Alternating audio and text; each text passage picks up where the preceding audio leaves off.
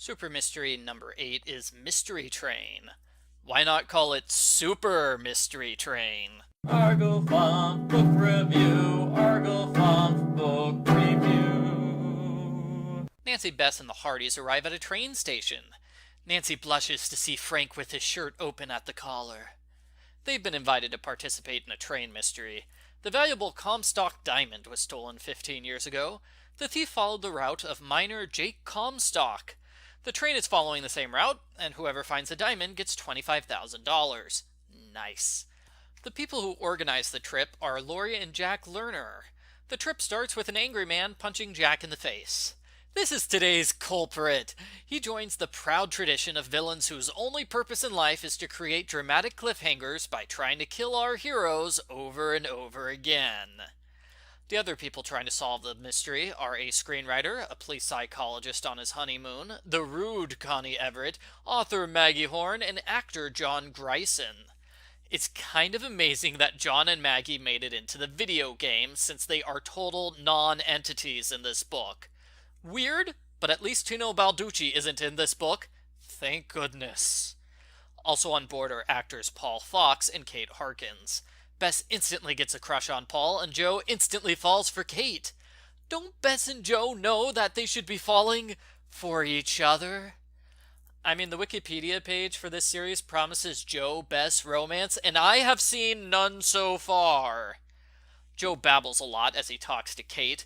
They go outside, where she almost falls overboard, but he saves her with his manly arms. But the romance is ruined by Paul. Kate explains that she and Paul used to be a couple, but they broke up recently, so she could still totally date you, Joe. Cliffhanger culprit sets the kitchen on fire. Our heroes chase after him on top of the train.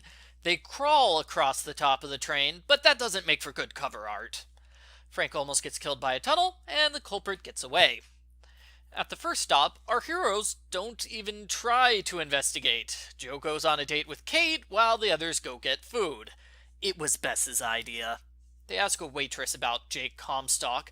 She gasps because the thief asked her the exact same question 15 years ago. And she remembers it somehow. Sadly, our heroes don't ask Miss Amazing Memory to describe what the thief looks like. She says that Jake left town fairly quickly, and an old-timer confirms his great-great-uncle went west with Jake. So we know for sure the train is following Jake's trail. We already knew that, but now we know for sure. Hooray! Kate disappears. Paul thinks she left the train on her own, while Joe thinks she was kidnapped. Someone leaves a threatening note about Kate in Joe's room, which causes a police officer to hassle Joe for the rest of the book. The next day, cliffhanger culprit cuts an electrical cable in the last car, which almost causes a collision with another train on the same track. Anyone can ruin the engine by touching a wire in the caboose? That's a pretty bad design flaw. At the next stop, they visit a museum. Cute guy Rich Miller flirts with Bess, and he also remembers talking to the thief 15 years ago. He says that Jake found a fabulous gold mine somewhere, but he kept the location a secret. The mine belongs to his relatives, if they can find it. There's another action sequence as Nancy and Bess go on a minecart ride, and cliffhanger culprit destroys the brakes. The girls climb into the lead car and they push the controls so that the cart goes up a hill and it slows down. High five to Bess for being helpful in a dangerous situation for once.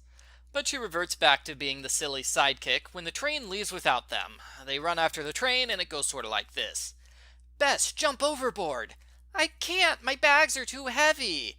Drop the bags, Bess. What, are you crazy? I paid a lot of money for these souvenirs. Drop the souvenirs, Bess! The train is leaving! Oh. Nancy reports to Lori. It turns out that Lori has Jake's original map, complete with his pencil notes. They gave the contestants a copy of the map without the notes.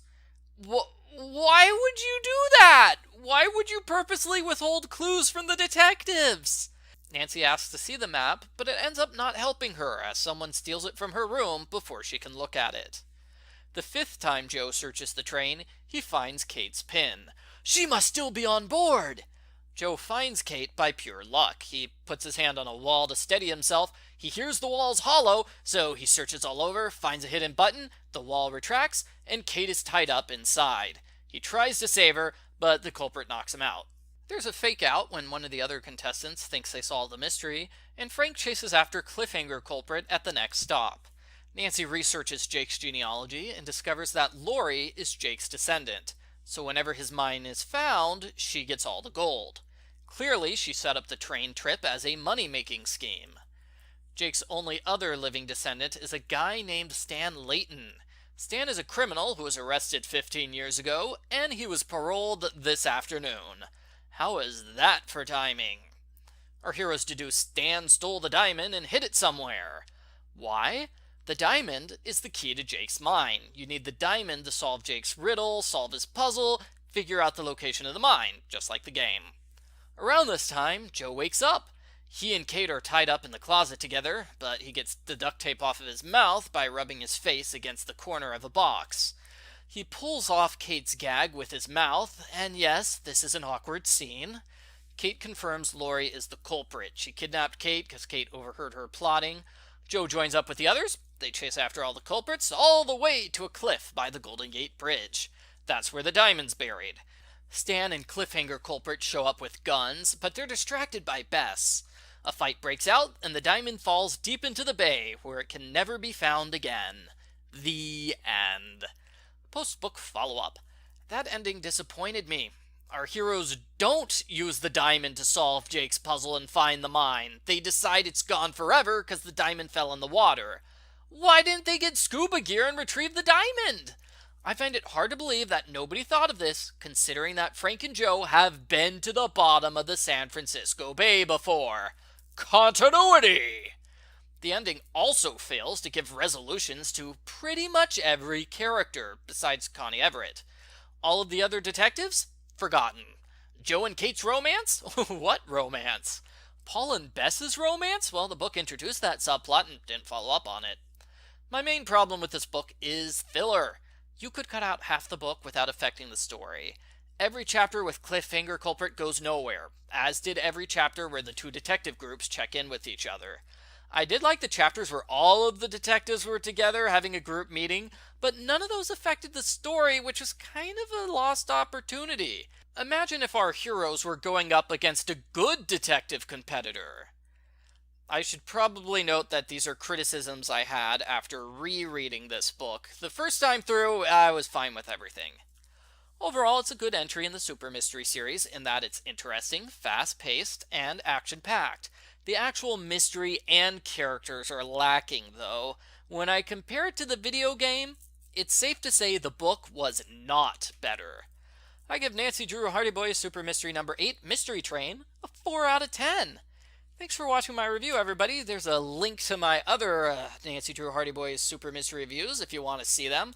I'll also have a link up to my playthrough of the video game in case you've never heard of Last Train to Blue Moon Canyon before and you have no idea what I was referencing in this review.